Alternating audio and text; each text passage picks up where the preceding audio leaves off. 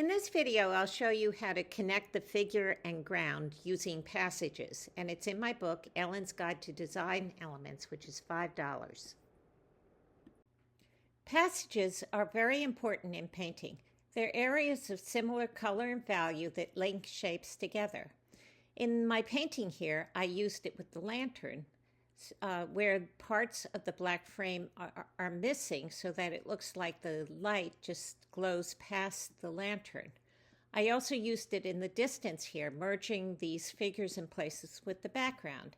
And also in the foreground here, this dark area merges these figures together.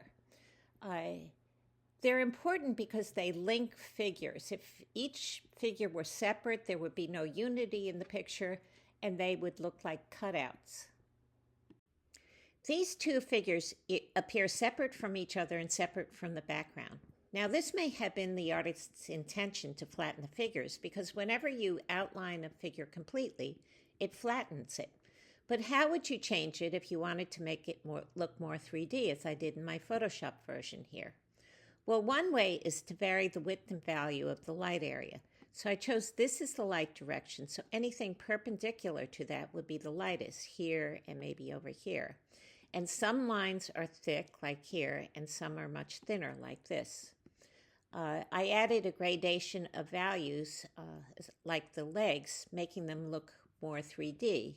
And I added passages between the figures in the background, like here and here, connecting this figure to the background. And here's a passage connecting this figure to the background. And there's also a passage between the two figures. I eliminated this tangent where her arm and the head seem to be in the same plane. And now they aren't touching, but you still have her pointing at the head. I like that there's room in front for the dancers to move, and that there's a suggestion of a third person here. A passage can increase the apparent intensity of the light. This lighthouse, I think you would agree, looks like it's in stronger sunlight than this lighthouse. And that's because I eliminated the sides facing the light, as if the sun were bleaching that side so much that we could barely see it. And it creates a large passage between the lighthouse and the sky. And it also creates an implied line, which the viewer has to fill in, making it more interesting than showing those lines explicitly. A simple example of passages is the meeting of the ocean or land with the sky.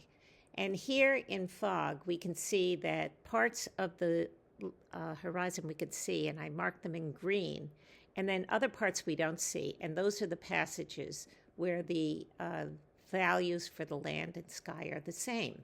Now, we can see that in fog, but we can also see passages in bright sunlight, and we can make the sun look even more dazzling if we put the passage directly underneath the sun here. Now, passages can also be shapes instead of just lines. Here we don't see the horizon, but rather we see this red shape, and it has extensions on both planes. It goes down here and it goes into the sky, and that interlinks the two planes with the passage. If it had just been a rectangular passage, it wouldn't have linked the sky and the land together. Here again is another example of a passage that's a shape, and we have extensions going horizontally up into the sky and vertically down as reflections. In this picture, there are long shape passages, which I marked in red, connecting both the figures to the ground and to each other. Now, what's interesting is the man's legs are reflected vertically beneath him by the wet sand, while the child casts an oblique shadow because it's on dry sand. So it indicates that the sun is to the upper right. There are some white passages in the distance connecting the water to the sky, but there's nothing connecting the tops of the figures to the image. And so here I put in a little passage between the man's shirt and the water in the background, trying to connect him more with the scene. Now this guy looks very integrated with the background because he has a lot of white passages between his shirt and the water. The more passages there are, the less well-defined the picture becomes.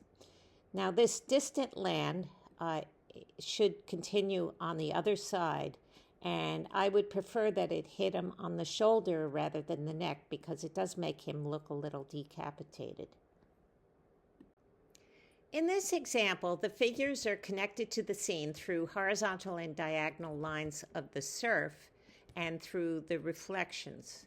And on the right here, you see the white reflections connecting different parts of the water and the wet sand. Now here, we have a large passage that connects the pianist to her surroundings. And if the passage is seen as a shape, it needs to connect to both planes as if interlocking the two of them together. Otherwise, the passage would look detached from the rest of the picture. And as the passage gets bigger, like this pianist, relative to other elements in the picture, it is increasingly seen as part of a new overall shape. So it belongs here to the figure, the background, and the surface of the picture.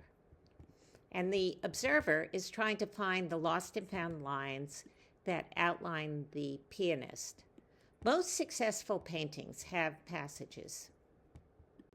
In DeCamp's painting, I circled areas where we lose outlines of the figures.